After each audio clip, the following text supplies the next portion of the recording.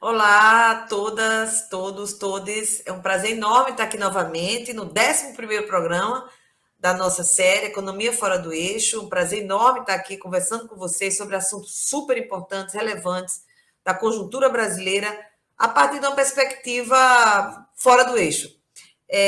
O programa Fora do Eixo, né, é uma iniciativa da Rede Jubileu Sul, em parceria com a Sexta Semana Social Brasileira, Mutirão pela Vida, por Terra, Teto e Trabalho, e também com o Grito dos Excluídos e Excluídas, que a gente vai também conversar um pouco sobre esse ano, né?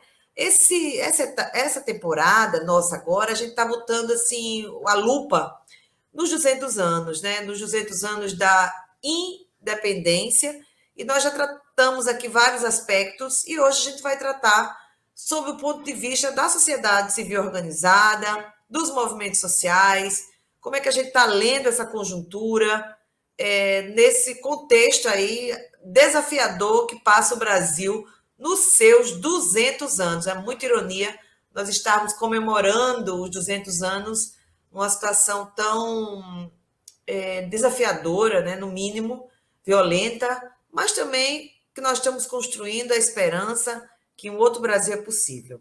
Nossa convidada de hoje, é um grande prazer ter a companheira Kelly Monfort aqui. Kelly, bem-vinda. Ela integra a Coordenação Nacional do Movimento dos Trabalhadores Rurais Sem Terra, o MST. Muito bem-vinda, Kelly.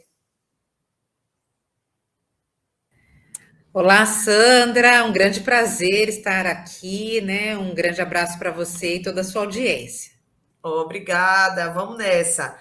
Bom, a gente aqui comenta, Kelly, sempre a partir de matérias, né, de notícias, e aí a gente entra no nosso tema hoje, né, que é essa perspectiva desde movimentos sociais, desses 200 anos, uns 200 anos que para o Jubileu a gente tem elaborado muito sobre isso, está preparando um livro aí, vamos estar lançando o livro, 200 anos de dívida e dependência, mas um dos elementos que a gente toca nesse livro é a questão da terra, né? Como é que a independência foi feita no Brasil e não se tocou na questão da terra e não se tocou na escravidão. Então, isso para a gente são dois elementos centrais quando a gente analisa esses 200 anos. E o Grito, esse ano, o Grito tratou disso, né? 200 anos de independência. Para quem? Aí a gente abre nossa primeira matéria aí com o Brasil de Fato, nosso jornal, nossa comunicação, que é exatamente trazendo o tema, os contrastes de um Brasil ainda dependente, né? O ano, essa matéria que a gente vai discutir agora, nesse ano de eleições presidenciais, o ato também debateu, né, o Brasil inteiro, né, o grito aconteceu em todas as capitais, com exceção do DF, que Distrito Federal, Brasília, que foi agora no sábado, mas em todas as capitais, em centenas de cidades no Brasil inteiro. E o grito é incrível, porque o grito ele é desde uma missa, né, desde uma missa há uma novena, há uma manifestação cultural, há os saraus, as passeatas. Então, talvez essa seja uma grande riqueza do grito, essa diversidade de expressões, né? O grito, então, aconteceu em todas essas cidades, celebrou o grito também tem essa tarefa, né, Kelly, de desmilitarizar o 7 de setembro, né? Quer dizer, na medida que o grito em muitas capitais saem atrás daquela manifestação horrorosa, uma militar, né? Armas, aqui no Rio é terrível, são armas, é bope, é caveirão, é tudo junto, misturado, e atrás sai o sem terra, os sem teto. Quer dizer, isso é uma expressão muito forte da luta contra a militarização também, né? Entre as principais bandeiras desse ano estavam terra, trabalho, moradia, comida no prato, democracia, reparação das dívidas sociais, defesa dos territórios originários e tradicionais. Bom, Kelly, diante desses fatos que testemunhamos no 7 de setembro, né? Porque eu cheguei até agora só no nosso lado, né? Mas também teve aquela show de barbárie aí, do Imbrochável. Que balanço você faz, né? Qual é, a partir da atuação das organizações, dos movimentos sociais, nesse momento crucial para o Brasil. Qual é o seu balanço? Obrigada. Então, Sandra, acho que sua abertura já é super completa, né? Nos instiga a falar sobre muitos temas, né? Primeiro sobre a independência, que você tão bem aí caracterizou como esse processo que, na realidade, não rompeu, né? Sequer com o regime político monárquico e também não rompeu com algo que é fundante da formação, né, sociopolítico, né, do nosso país, que é a questão do trabalho escravo. Isso vai acontecer muitíssimos anos depois, né? Em 1850, com o fim, né, do tráfico negreiro, e depois, né, em 1889, em 1888. Mas bem importante, né, a gente também fazer referência, né, que nesse processo histórico de invasão europeia e de escravização indígena e negra, né, nós fomos o país que mais trouxe, né, negros e negras do continente africano, né, para um país.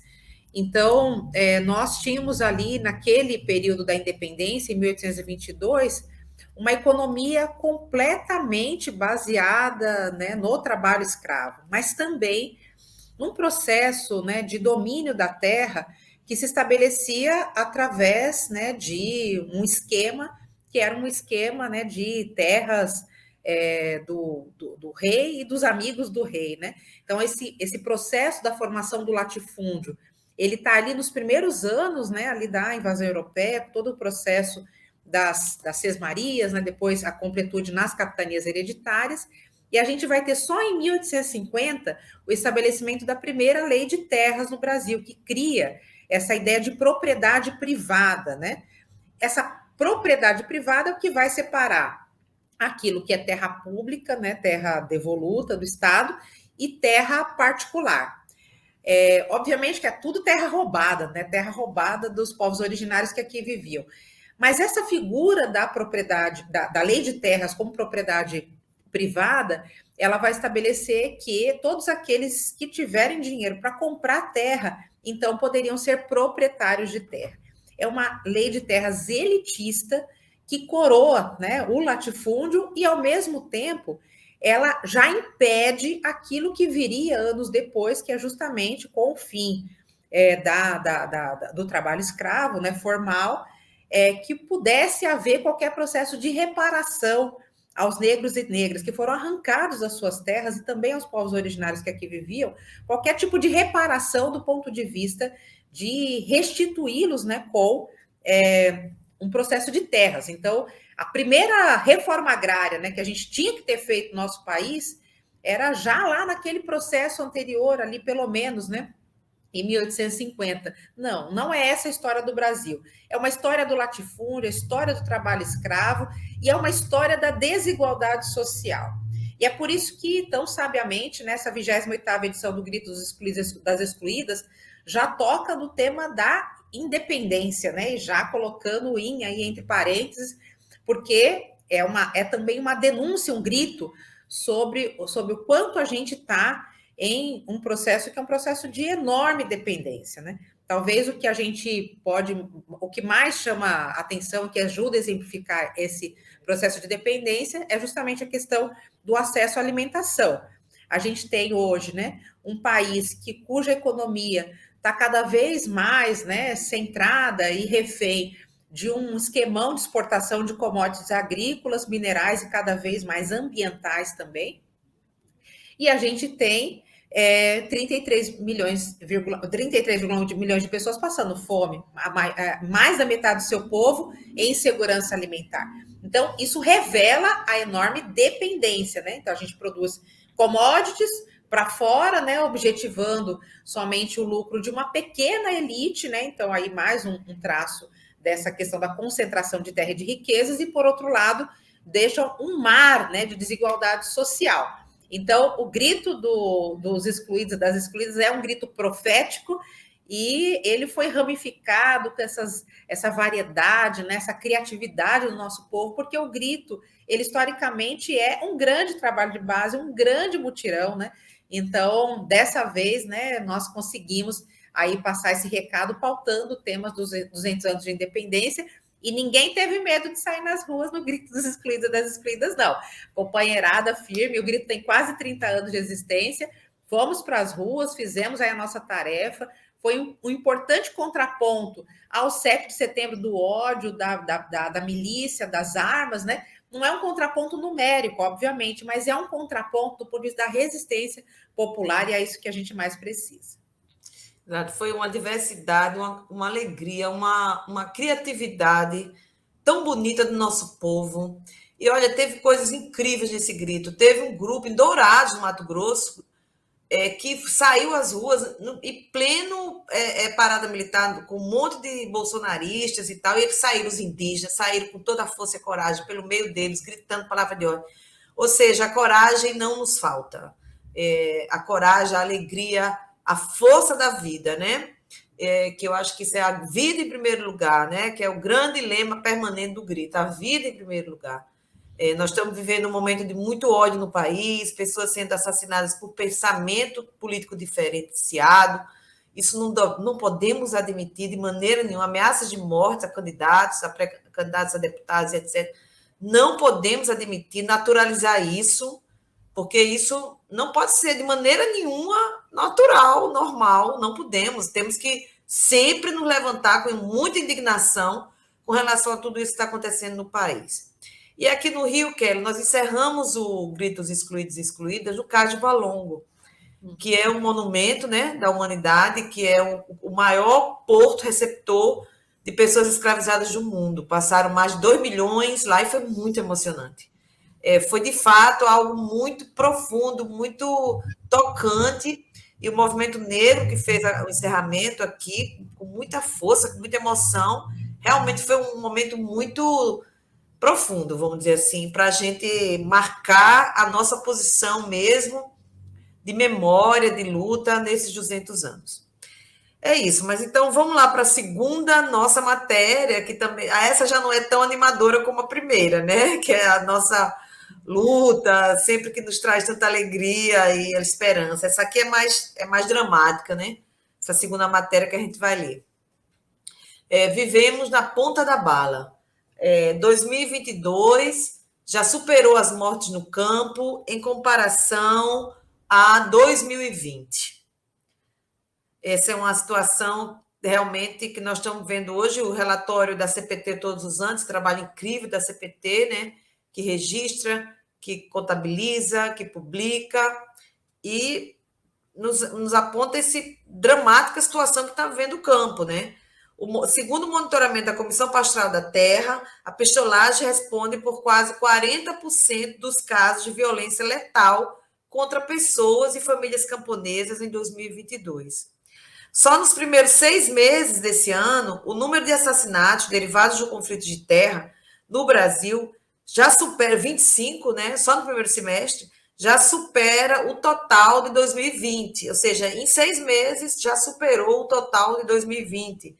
Quando ocorreram 20 homicídios, né? Então, 2020, 20 homicídios, 2022, 25, só no primeiro semestre. Kelly, os movimentos que lutam pelo acesso à terra defendem no campo as reformas que precisam... Que reformas que precisam acontecer para garantir a segurança e a justiça no campo? Olha, Sandra, ouvindo seu relato, também me veio aqui à mente a importância das medidas de Estado, né, que possam ser simbólicas no enfrentamento à violência, né? Me recordo aqui de notícia recente veiculada, na qual foi, enfim, decretada a desapropriação daquele imóvel, né, no qual foi assassinado aquela criança no estado do Pernambuco, que sofreu ali, né, um processo de perseguição da sua família, do seu pai, e que culminou com o assassinato brutal dessa criança, né, no contexto de violência do campo. Então, medidas como essa são medidas muito importantes, né, porque nós precisamos enfrentar. E a forma de conter a violência tem várias camadas, né? Tem uma parte que é em relação ao controle armamentista, tanto em relação à circulação de armas como munições. Então, teve várias medidas, né, que foram tomadas pelo governo Bolsonaro que aumentou, né, esse arsenal de munição e armas circulando no campo. Tem uma questão, né, de uma relação entre CACs e a irrigação, né, do crime organizado, mas também das milícias urbanas e rurais, né? Então, isso vai, né, requerer também um próximo governo um maior controle, né, sobre isso, porque este é um esquema que requer muita fiscalização, né? Então, essa é uma camada, né, uma camada do ponto de vista do controle do arsenal. Agora, tem uma outra camada, né, que é a questão da proteção aos povos. Então, hoje a gente tem uma situação de que não é só que não demarca mais terra indígena, que não faz mais assentamento de reforma agrária, não, é que já tem uma invasão sobre os territórios e as comunidades existentes. Então, há que proteger, né, essas comunidades, os assentamentos. Nós temos hoje uma situação terrível de invasão de área de reserva legal de assentamento, invasão garimpeira em área indígena, invasão. Então, esse rastro de invasão, ele traz uma violência, mas é uma violência com plano econômico, né? E este plano econômico é de uma bandidagem que quer, né, burlar legislação ambiental, né, quer burlar a questão de responsabilidades do ponto de vista fiscais, e quer burlar também, né, todo um esquema, né, ali de produção, de extração mineral em áreas que não são para isso. E aí tem tudo a ver com a questão ambiental, né? Então, hoje, se a gente for pensar assim, qual que é uma das principais bandeiras da luta ambiental? A gente proteger os povos e os seus territórios, porque esses modos de vida, eles são fundamentais para a gente poder garantir a questão ambiental do nosso país. Agora, tem uma terceira camada, né, Sandra, que é a questão do atendimento concreto a políticas públicas que possam atender a demanda desses povos, né? Então, nós precisamos retomar no nosso país um processo de reforma agrária, de demarcação de terras indígenas, de reconhecimento de comunidades quilombolas, de proteção a comunidades tradicionais. Isso é extremamente necessário, porque é a política pública forte, né, que consegue inibir esses casos de violência. Então, na realidade, nós estamos de um plano, né, para poder conter a violência, ele tem várias camadas. E, além disso, a gente também precisa entrar numa outra interface da violência, que é a disseminação da violência como uma forma de relação humana, né? Então, a gente vive, né, esse tempo, que são tempos tão duros, difíceis, no qual a violência ela se naturaliza, né? E tem uma face da violência que é uma face também interligada com essa violência estrutural, que é uma violência que vai lá na ponta, que se traduz no feminicídio, em situações LGBTfóbicas, racistas, elas não estão separadas, né? Então, uma sociedade em crise profunda, como essa que a gente vive, ela tende a ter a violência como a principal forma de relação humana. E nós precisamos dizer que não. É preciso a gente buscar outras formas de se relacionar com a natureza, o Estado com o seu povo, as relações interpessoais, as relações familiares, as relações na comunidade, né?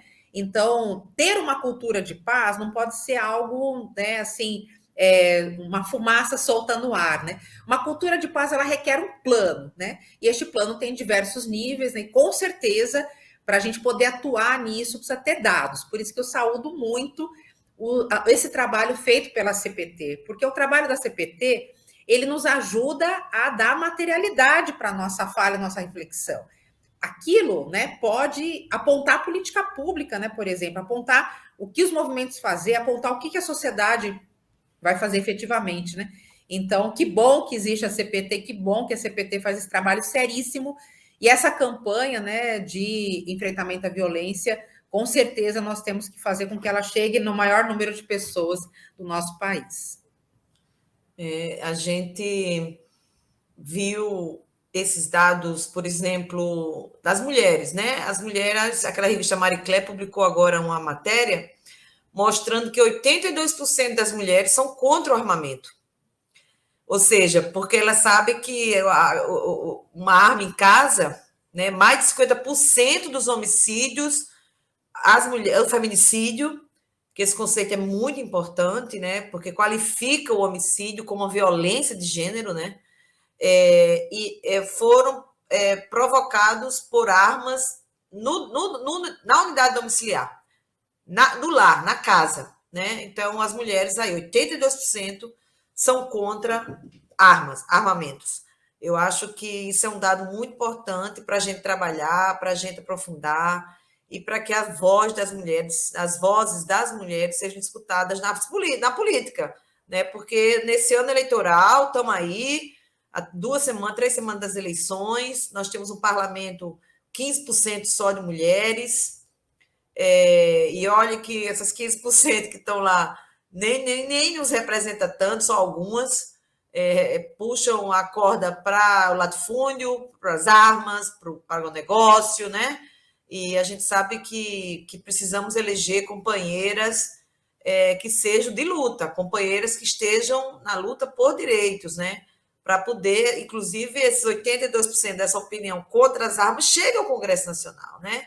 A gente sabe que o Bolsonaro emitiu mais de 30 decretos, facilitando o acesso a armas e munições. Então, isso não pode ser possível no nosso país, não pode ser possível. Acho que, como você fala, que ela é uma cultura de paz, precisa ser cultivada por todo mundo, mas principalmente com políticas públicas, né? Políticas públicas é o que universaliza, né? É o que universaliza ações que possam atingir a todo mundo, né? E não só meia dúzia de gato pingado, né? Só o que atinge muita gente é a política pública mesmo.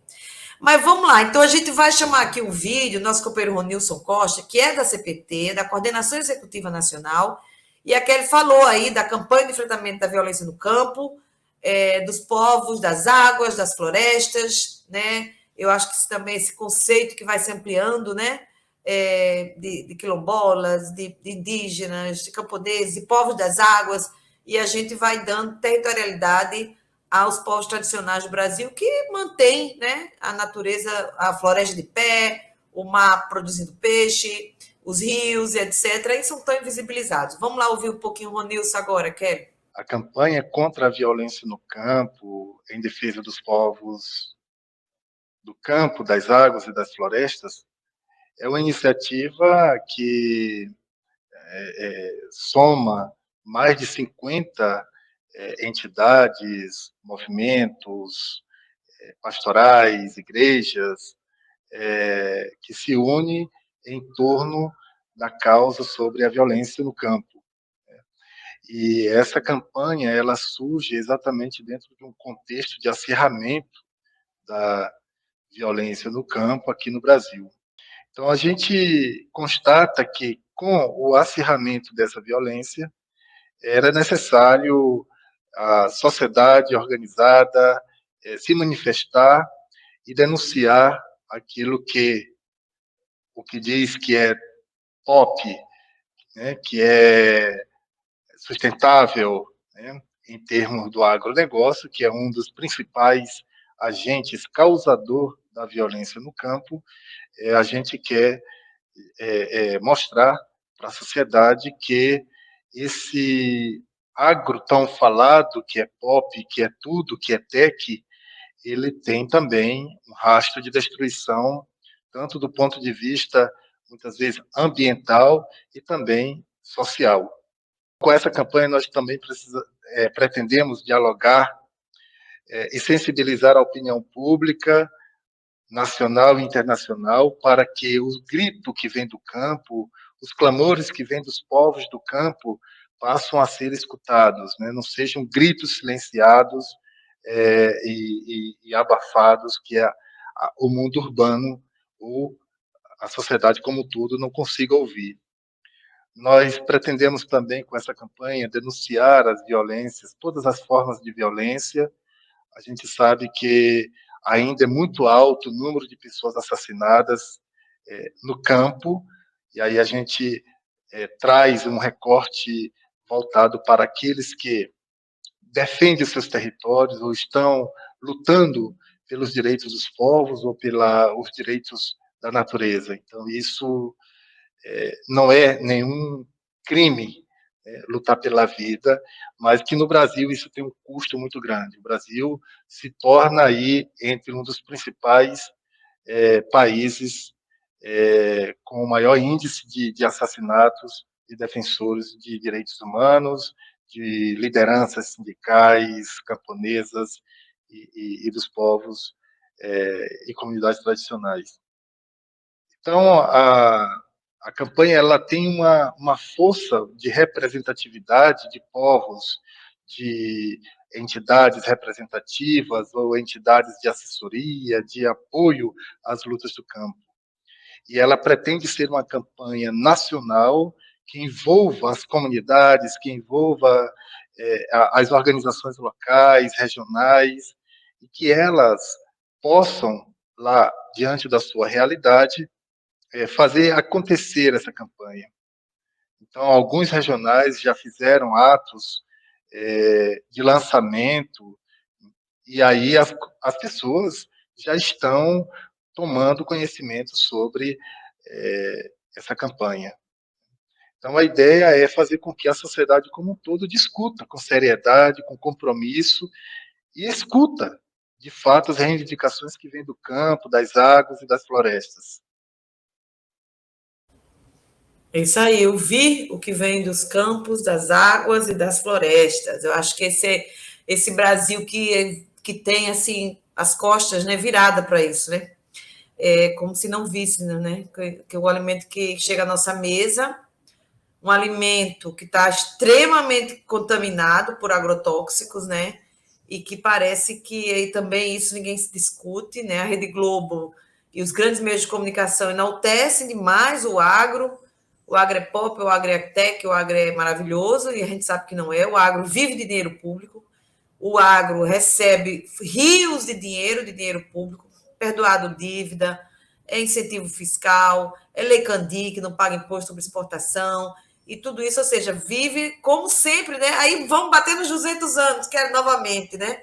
Quer dizer, trabalho escravo, toda hora a gente vê denúncias do trabalho escravo, a gente vê o latifúndio e a economia para exportação, ou seja, o tripé fundante da economia brasileira que se perpetua nesse agropop, agrotech, agrodesgraça toda. Agro é fogo, né? Agora, período de queimadas, um horror, Pará batendo recordes aí de queimadas.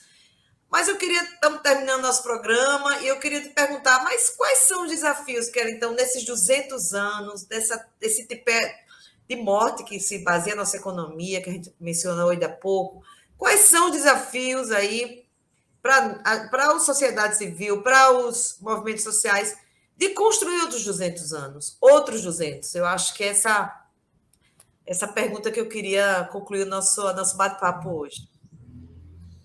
Olha, Sandra, o nosso país é tão bonito, que tem tantas potencialidades, e o nosso povo tão guerreiro, né? Então a gente fica assim muito animado, né, para poder fazer um grande mutirão, né, de debate sobre esse projeto popular para o país, né?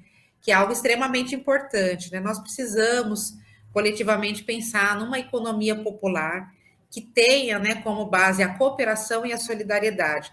A crise, né, que é uma crise estrutural do capital, ela coloca tarefas para determinados países, e cada vez mais as tarefas que são desenhadas para o Brasil e para os países da América Latina são tarefas de subordinação, tarefas de aprofundar a dependência, grande saque, né, de bens, de riquezas. Então nós temos que dizer, não, é o nosso povo em primeiro lugar, né?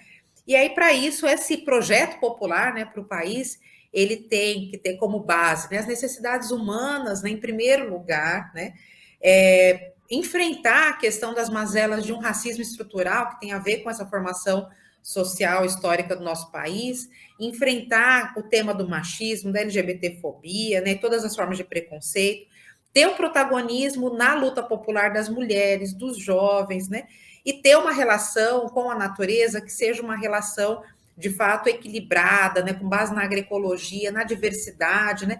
Então, esses são alguns elementos, né, que são desafios que nós temos pela frente, né? Por quê? Nós temos 85% das pessoas no Brasil moram nas cidades, né? Uma pequena parcela no campo. Só que a gente precisa de um campo diverso, né? Esse campo diverso é um campo com agroecologia que pode alimentar o mundo, é um campo que não seja desova de veneno, que é proibido, né, lá na Europa, e que eles vêm aqui vender no nosso país, não pode ser um campo, né, completamente voltado para essa cultura, né, de produção de commodities, né? Então nós temos uma enorme potencialidade no Brasil, que é o nosso campo. Só que esse campo tem que estar a serviço de um projeto para os brasileiros e brasileiras, para a solidariedade entre os povos em nível internacional e para fazer com que as nossas riquezas, né, nossas potencialidades possam resultar em uma vida digna para o nosso povo, né? Com certeza, nós podemos construir esse país, isso passa pelos governos, mas isso é só um capítulo, né? Além disso, a gente precisa ter um grande envolvimento da nossa sociedade, das pessoas que vivem nas cidades, se envolver mais com o tema da terra, com o campo, e proteger esses povos, né, seus territórios, para que a gente possa avançar nessa direção. E Isso mesmo. nesse contexto de fome, né, a gente vê que nas regiões do agro é onde a fome mais agudiza, né? É o osso, a corrida pelo osso, é a sede, porque agora nós também incluímos aí no debate sobre a fome a questão da sede também, né? Que é fundamental, o acesso à água, o acesso a condições de vida com saneamento também, né? Porque se a gente está falando de sede, está falando de saneamento também, de todo o ciclo da água, dos rios, nossos rios que estão morrendo. Você está vendo a Europa agora uma crise terrível hídrica, uma crise energética terrível, e a gente aqui, abundância em energia, fontes energéticas, fontes de água, e a gente meio que entrega tudo isso. A gente não, né? As elites entregam tudo isso de mão beijada aí para os interesses do grande capital. Mas vamos construir nosso caminho. Nunca foi tranquilo para eles, nunca foi tranquilo para o Haddad de cima. Nesses 200 anos, nesses 522 anos também nunca foi tranquilo. Sempre teve muita resistência, sempre teve muita revolta, sempre teve povos ali lutando por seus direitos, por suas terras, como tem até hoje, né? Se tem luta, se tem resistência em todo esse país, do Oiapoque a Chuí, passando pelas periferias urbanas, na construção desses outros 200, né? Outros 200 anos, outra independência, para que a gente, de fato, construa com a caneta dos povos, com a caneta dos indígenas, dos quilombolas, dos povos dos campos e das águas, a história desse país. Então, Kelly, eu quero agradecer muito a sua participação aqui com a gente. Foi ótimo, você brilhante, sempre com muita força e muita contundência, expondo suas ideias. Agradeço demais, tá bom? Muito obrigada mesmo.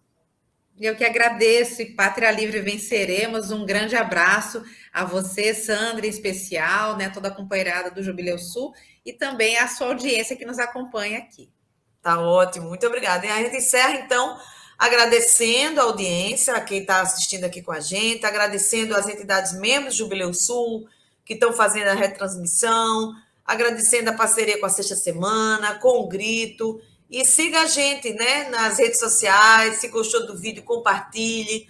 Nós estamos aqui contribuindo aí com um grãozinho de areia na construção desse Brasil que nós queremos, né? No mutirão, pela vida, no projeto popular, do bem viver dos povos. Vamos nessa e até daqui a pouco, no 12º programa, onde a gente vai continuar discutindo os 200 anos. Muito obrigada e até a próxima.